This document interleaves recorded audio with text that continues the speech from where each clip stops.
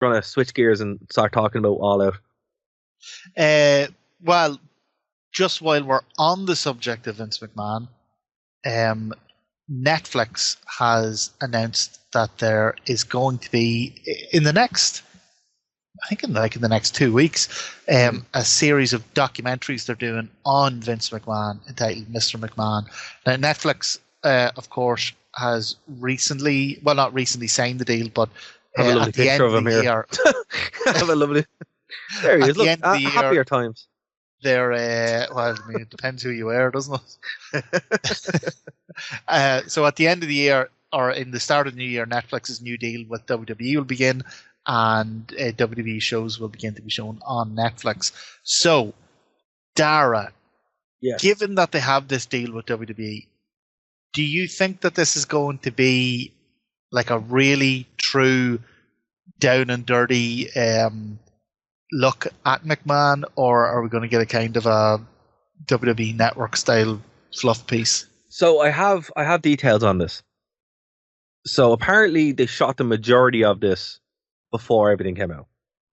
So no, literally no. They have like 70 hours of footage, right? Oh my god, it's all kind of pointless. Yeah, so they shot all this beforehand, or the majority of this before. They had 70 hours of footage, and apparently they did shoot some stuff after all this came out. So either what will happen is it'll be a complete fluff piece, which will be, just like the WWE kind of stuff that we've got before. And, the 2006 documentary exists, which you can watch and it's still there. It's not bad. Or they will do an editorial take where it's like they'll do a fluff piece and then lead into it and you'll get something. But I don't know. I think that's very risky. I think it's very unlikely. And the reason why is, like, if you're going out to shoot a documentary and you have all this footage and you have kind of an idea of the narrative that you're going to do, it's very hard to change it, particularly when, obviously this news breaks, NDAs happen, lawyers get involved, court cases start happening, and people aren't talking. So, honest to God, I think the safest thing for them to do would be do a thing in McMahon, but what they have now, scrap it and basically start again. Like, this would be like bringing out, like, you've done all the work, fair play to you, you didn't know, it's not your fault, but this would be like bringing out a documentary on Jimmy Savile the week, like it comes out a week after the revelations came out. It's like, fair enough, you didn't know when you made it, but the public mood has changed. I don't think a Vince McMahon documentary at this point is necessary. No, well, his story's been towards the finish. Like, you might as well let it finish. His story has been told for decades. I've heard the Vince McMahon story for decades. And the most new controversial part of that story is actually not finished yet. We still don't know what's going on with the court cases. We only know bits and pieces. And that actual story isn't going to come out for probably 5 years, if not 10 years. So doing this documentary is kind of silly. If I was them, I'd be like, right, let's just scrap this, do a McMahon creates WWE safe enough story, use what you have, and shelve it. Because as you said, no one's going to want to watch that. They're going to wait until you get the juicy stuff and you can break it up into 3 parts. Have your Vince McMahon rise to WWE, have him actually in WWE, and then have his fall. Because here's the thing, if you want to watch those documentaries, they're already on YouTube and people are doing a great job with that. So there's so many of them, yeah. So if Netflix go and do something that isn't as good as that, it's completely pointless. I honestly, I think this is worse than it just being pointless. I think, given the allegations against them, if they come out with a documentary that's seen in any way to be like a fluff piece, while they have a deal with WWE, I think it'll cause like a genuine backlash. Honest to God, if I was them, I would scrap this. Yeah, it's a lose-lose. It's a lose-lose. And I mean, the thing about it is, it's very, like, even in the new WWE game, they cut out Vince, which is still the wildest thing I've seen in quite some time. But you have to do it. Like, it's just not a good time. It's just not something that you think they should do. I really don't think so. This is very, very. I'm kind of amazed that they're going ahead with this. I know I've been pretty good with these predictions, right? So I'm going to make one now on air. Oh, here we go. I don't think this documentary is going to come out. Think so? Oh man, it's like 2 weeks away. Yeah, I don't think so. Or if it does come out, it will be. If it does come out, it will be Vince McMahon, the businessman, the guy who created WWE, and that's it. And then then there's some dark allegations or some. Do you know what they could do? What? They could call this Vince McMahon or Mr. McMahon. They call this Mr. McMahon Season 1 or Part 1. That would be. That's kind of what I said earlier on, where they have it in 3 parts, where you have and then end it just leading into the Because the thing about it is, it's like, again, we'll probably know what's going to happen here in about 5 to 10 years. So you could stretch this out, and then obviously when he does depart, they'll a lot of these NDAs won't really matter anymore. But how do you think it ends? What, this current one, if it comes out? No, just the whole story of McMahon. I think he unscheduled breaks into Raw, appears live on Raw, and commits seppuku in the middle of the ring. Kind of like the Tommy Dreamer WrestleMania 17 idea. Which, if you guys don't know about, you should look up to that. That's wild. That nearly happened. That JR saved that from happening. In case anyone confuses that with some other Japanese terms you might hear online, it's not one of those. No. It's harikiri. It's the art of taking yourself out with a sword. Yeah. No, I still think the Vince McMahon story isn't over. I still think he's going to buy a wrestling company. Genuinely. He cannot help himself. Cannot help himself. But look, we'll see. That? San Quentin prison.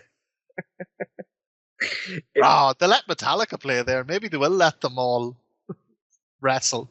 Did you ever see that movie, The Other Guys? Yes. You know the end where Steve Coogan is in there and he's like teaching the inmates how to trade? Oh, yeah. That'd be Vince if he just go to jail. He's like, here's how to book. Okay, well, look, in the time we have left, let's talk about All In, and specifically about the controversy, right? So, look, I watched the show. I have some notes on it, but I have to talk about this controversy here, right? Because, I mean, when I was watching the show, I was texting you, and I was like, okay, there was a lot I liked. There was a lot I didn't like. And there was stuff that surprised me. I mean, Okada looked like he actually wanted to be there, which was great. Oh man, they're obviously building up to a big storyline with him. Yeah, absolutely are. Yeah, he has been. I know you don't watch Dynamite, but man, he has been on fire the past few weeks. Well, look, the Okada I wanted to see from the beginning showed up at All Out, which was really, really good to see. I was waiting all night for Christian Cage to show up, and he would, so I was happy. The Daniel Bryan Jack Perry match, I don't know why that was happening, but look, it told a story, and we got to see Christian Cage at some point, which was cool. The end of that as well, we'll get into it. The Hangman Swerve match, again, look, it was a lights out match. They're always a bit extreme. I think it fit into the whole point of what was going on. And look, a lot of people seem to like it, which is great.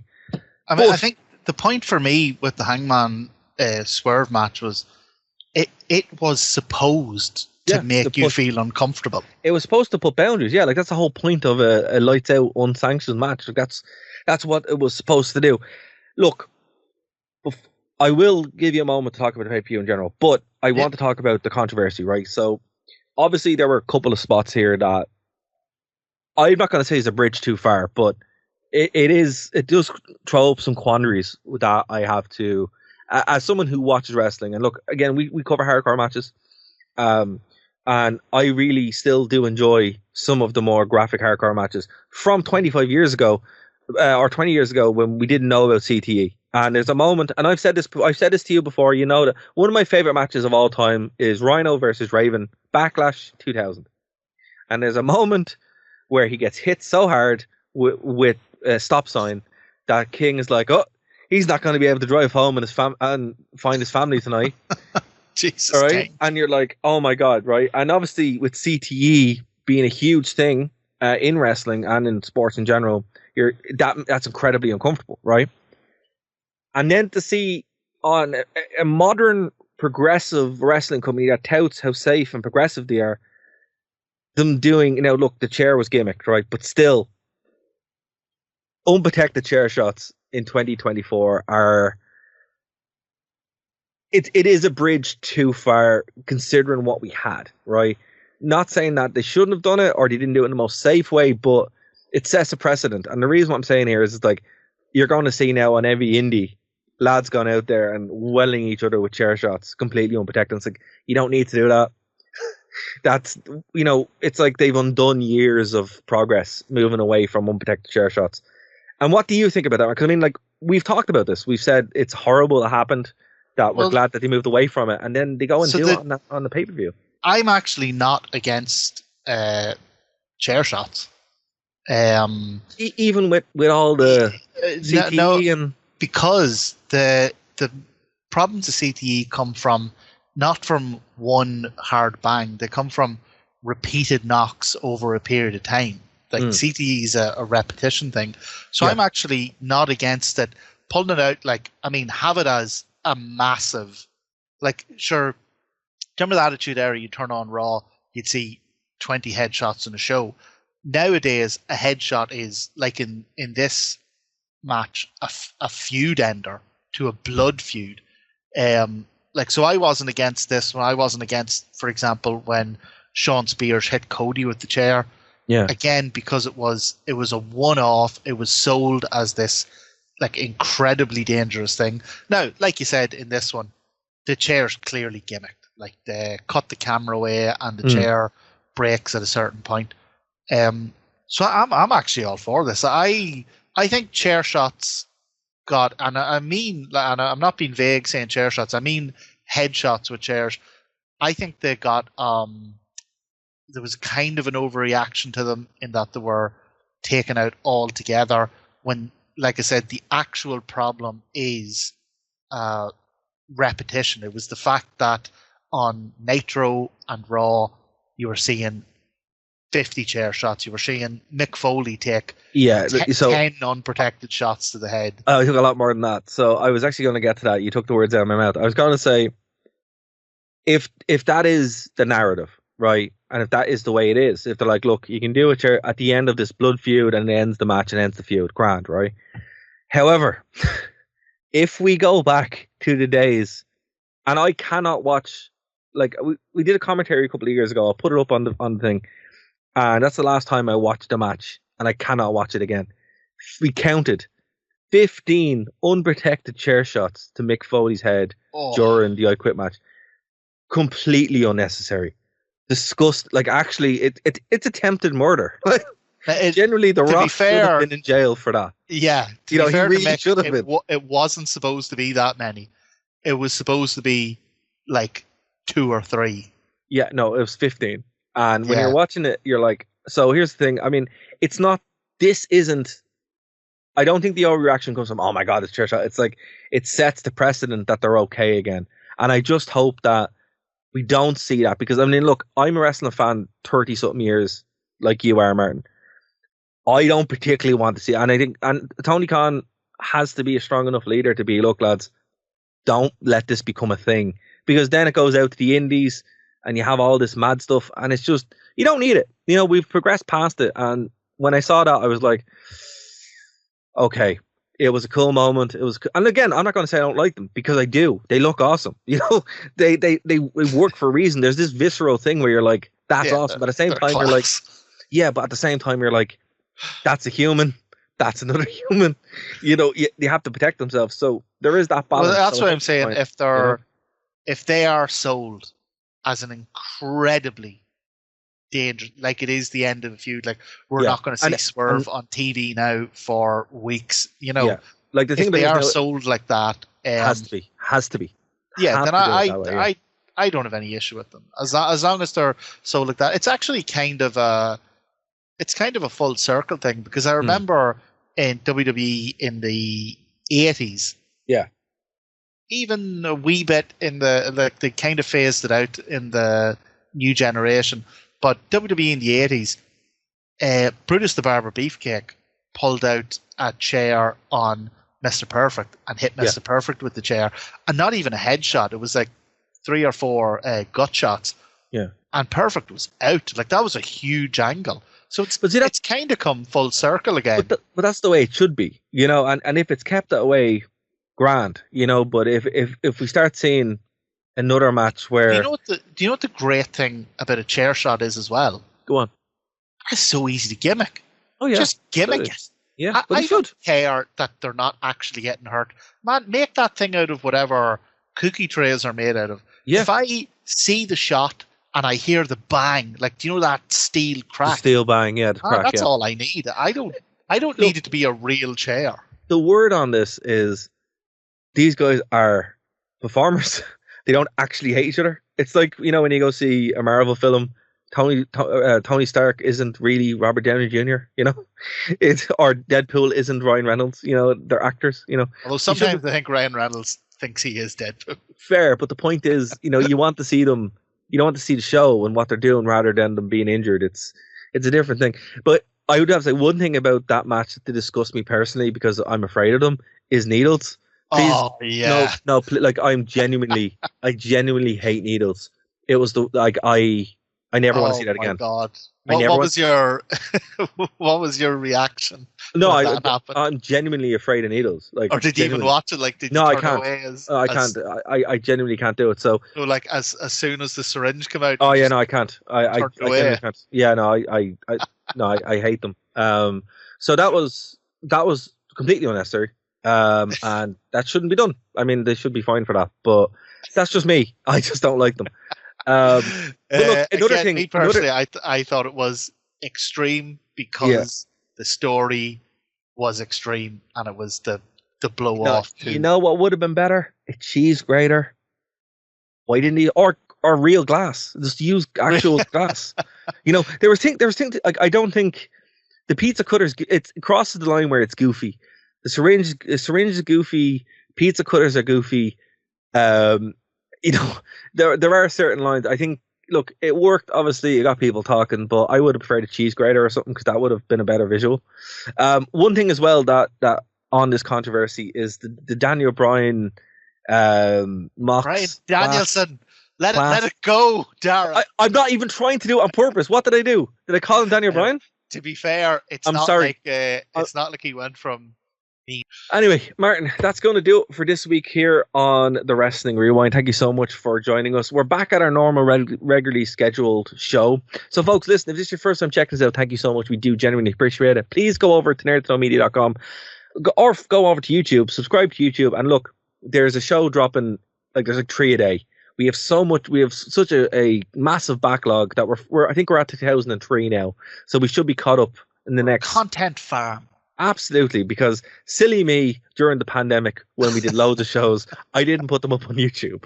So I should have done it, but I am doing them now. YouTube. I know, right? Just never thought about it. So they're up on YouTube now. So you basically get 3 shows every day for the foreseeable. And then you get, obviously, our shows, the new ones going up as well. We're on Spotify, iTunes, all that good stuff as well. So the best thing you can do is spread the word of the show. You can comment, let us know. What did you think? Did you like the needle spot? Do you think Sid Vicious' leg break wasn't that bad? Let us know in the comments below, and we'll be back next week here on Phoenix 92.5 FM, of course, on YouTube and Spotify. For myself, for Dave, and for Martin, we'll talk to you next week here on the Wrestling Rewind. Bye, guys.